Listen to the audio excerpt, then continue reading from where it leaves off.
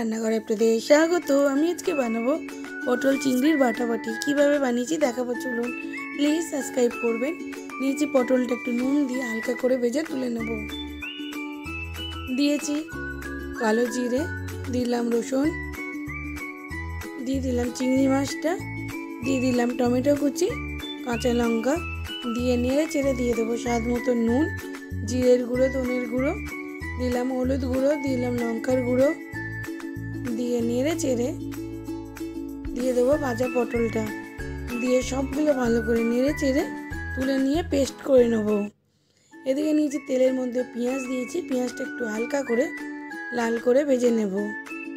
দিয়ে দিলাম যে পেস্টটা বেটে রেখেছিলাম সেটা দিয়ে দিলাম, দিয়ে নেড়ে চেড়ে দিয়ে দেবো স্বাদ মতো নুন, একটুখানি চিনি, দিয়ে দেবো ধনেপাতা কুচি, দিয়ে দেবো গরম মশলার গুঁড়ো, দিয়ে এবার কিছুক্ষণ নাড়াচাড়া করব। কিছুক্ষণ পরে দেখুন কড়া থেকে উঠে যাচ্ছে, বুঝতেই পারবেন। দেখুন হয়ে গেছে, খেতে অসাধারণ হয়। বাড়িতে বানাবেন, বানিয়ে খাবেন, আর আমাকে কমেন্ট করে জানাবেন আপনাদের কেমন লাগলো। আরও নতুন নতুন রেসিপি পাওয়ার জন্য প্লিজ আমার চ্যানেলটাকে সাবস্ক্রাইব করে রাখবেন।